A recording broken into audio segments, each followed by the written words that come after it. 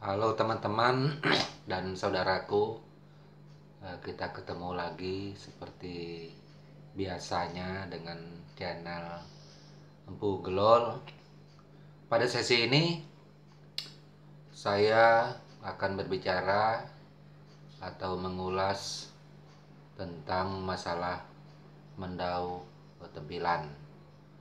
Mendau tempilan ini bagaimana sosok mendau tempilan yang dibawa oleh kesatria Dayak Benua di zaman dulu ketika akan berangkat atau akan melakukan perjalanan, melakukan pertempuran atau peperangan di zamannya. Nah, jadi sebelum mereka berangkat atau akan melakukan pertempuran dengan musuhnya, tentunya di dalam lamin mereka akan membuat semacam ritual. Ritual ini seperti seumpamanya memantrai bilah mandau.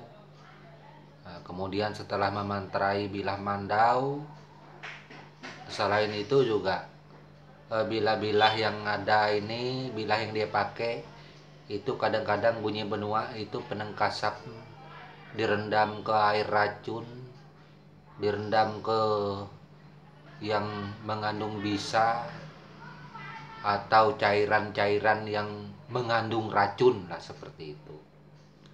Nah, jadi selain itu juga mandau didupai sebelum berangkat, dan mandau itu ditabe dulu sebelum dia beranjak menuju perjalanan selanjutnya. Jadi sebelum dia berangkat juga, setelah ritual masalah mandau ini selesai, maka dia akan bebilangan dulu. Nah, jika seumpamanya musuh itu tidak jauh yang akan didatangi, maka musuh itu akan bunyi benua, dia akan ngasar dulu. Artinya memantrai dulu dari tempatnya dia sebelum berangkat ke sana, pembungkam supaya musuh ini tidak melawan atau tidak bergerak ketika dilakukan serangan. Atau sebelum berangkat dia akan membuka ketika, itu membuka papan ketika, membaca dulu papan ketika yang disebut dengan ketika bajau. Nah, ketika bajau ini, mohon maaf teman-teman saudaraku, bukan suku Bajau, bukan, hanya sebutannya aja sama itu, tapi beda antara suku Bajau dan ketika bajau. Ini kebetulan nama ketikanya ini hampir sama dengan nama suku gitu. Nah, jadi dia akan membuka dulu ketika bajau, akan melihat hari ini hari apa seumpamanya, jika jam-jam berapa.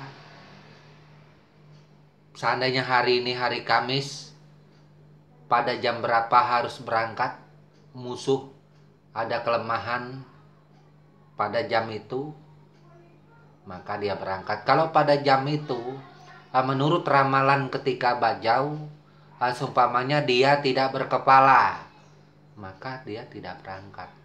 Apabila ketika bajau itu jatuh kepada musuh tidak berkepala, maka dia akan berangkat.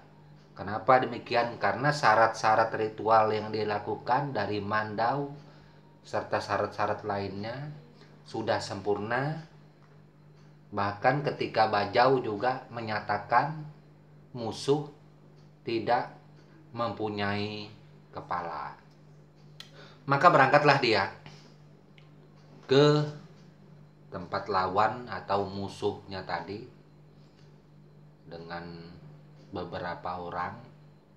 Nah, ke sana biasanya kalau orang benua di zaman dulu ini mereka jarang beramai-ramai, paling beberapa orang saja Nah, jika melakukan pembalasan ataupun melakukan pertempuran,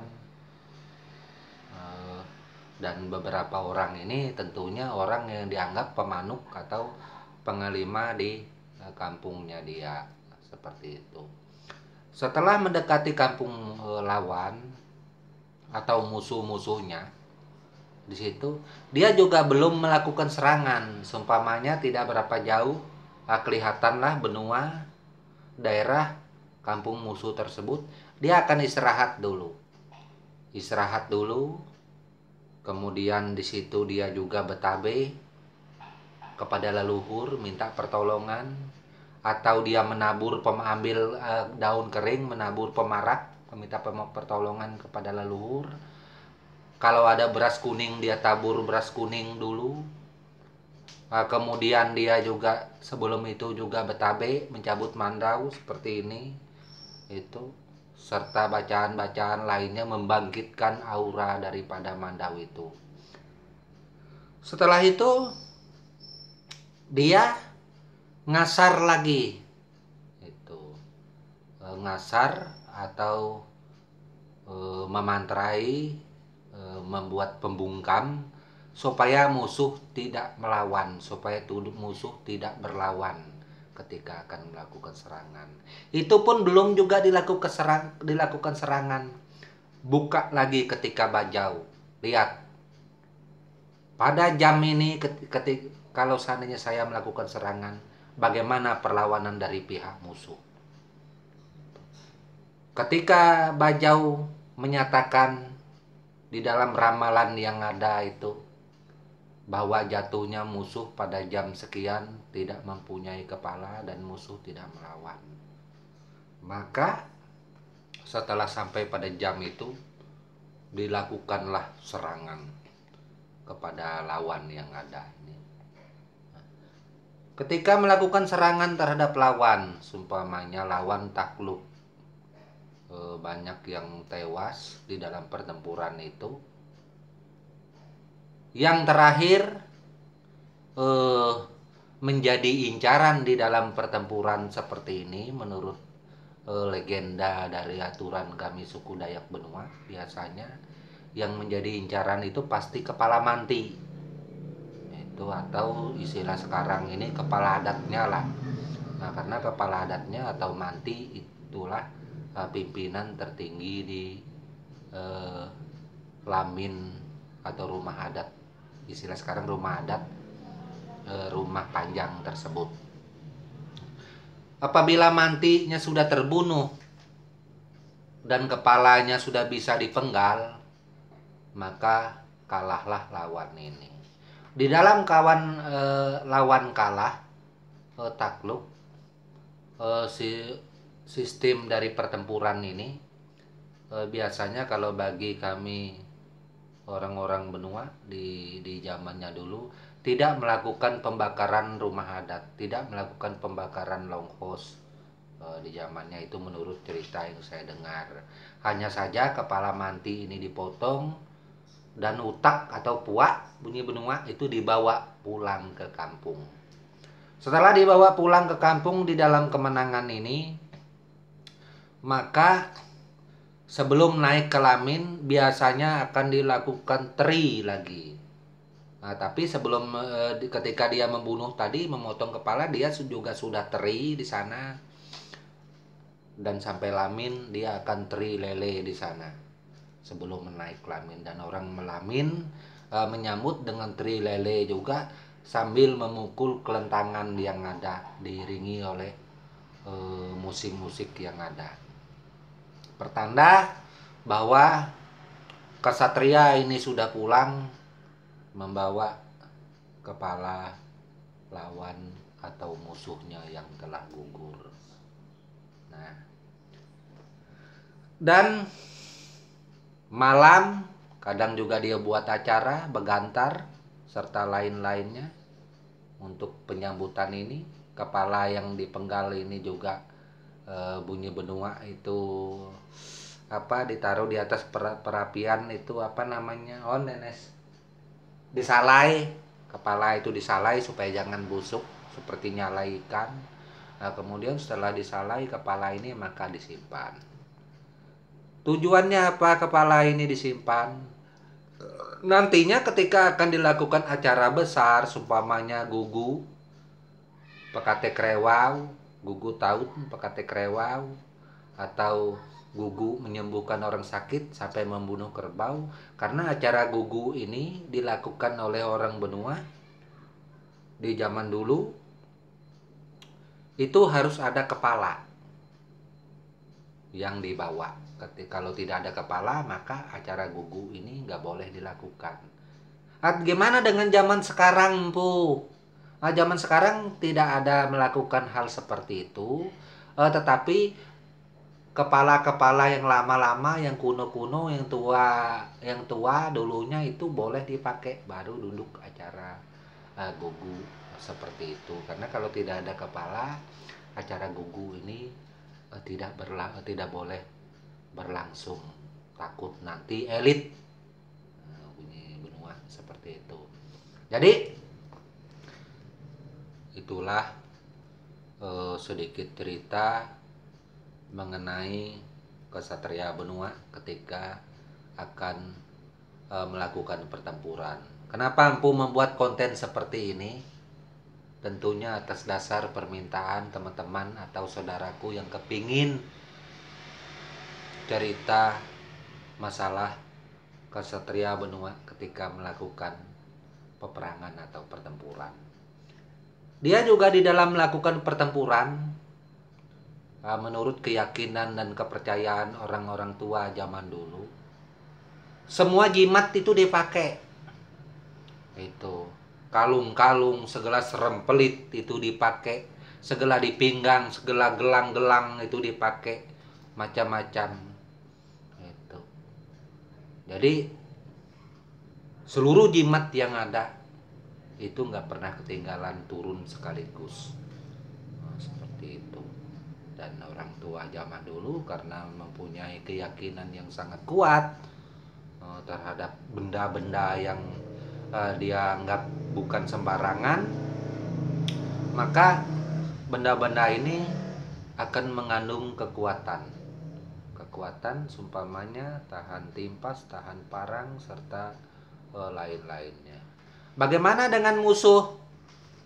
Bagaimana dengan lawan? Lawannya juga seperti itu. Mereka juga bukan orang sembarangan. Jadi di dalam dunia pertempuran di zaman itu saling beradu, saling mempertahankan kekuatan. Yang mana lemah maka dia akan gugur di medan pertempuran. Nah, ini cerita orang tua di zaman dulu. Mohon maaf teman-teman saudaraku, sepertinya kadang-kadang saya Empu Gelol nggak enak cerita-cerita seperti gini, seolah-olah ekstrim itu. Tapi jujur saja saya Empu Gelol nggak ada maksud apa-apa. Meski saya bercerita begini, tetap hanya sebatas budaya dan tradisi orang tua di zaman dulu ketika melakukan pertempuran. Nah, kalau untuk di zaman ini kita semuanya bersaudara, itu. Jadi nggak ada hal yang negatif yang saya tonjolkan di sini. Tetap saja saya sampaikan dengan tujuan yang positif, dan hal semacam ini saya anggap ini adalah bagian dari perjalanan sejarah yang ada supaya kita semua bisa mengetahui seperti itu. Tuh. Nah, jadi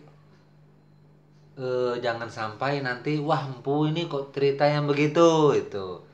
Maka itu kadang Empu kalau bercerita yang masalah gini yang mengandung sesuatu yang ekstrim itu kadang merasa nggak enak ya.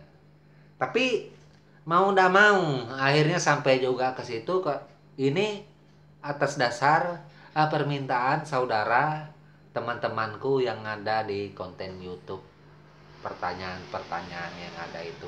Makanya itu hal semacam ini kadang Empu berpikir berapa kali, sorry mohon maaf karena Empu lama tidak menceritakannya. Empu mencari solusi pembicaraan yang terbaik, kira-kira hasil dari cerita ini menjadi nilai yang positif Nah, seperti itu, makanya itu Empu belum bercerita dan baru ini Empu bercerita.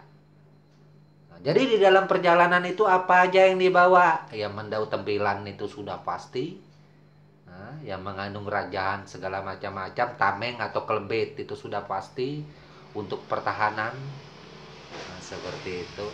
Banyak lainnya yang mereka bawa di dalam penyerangan atau untuk melakukan pertahanan ketika musuh melakukan perlawanan. Seperti itu. Saya rasa cuman ini saja yang bisa Empu sampaikan. Mohon maaf. Sebenarnya kepingin Empu cerita panjang ya masalah seperti ini. Tapi gimana lagi ya? Rasanya Empu Gol tetap merasa nggak enak kalau menyangkut yang seperti ini. Karena ini kisah-kisah seperti ini eh ada hal-hal kesannya terasa ekstrim seperti itu. Eh, dan saya Empu Gol sudah berusaha sebaik mungkin menyampaikan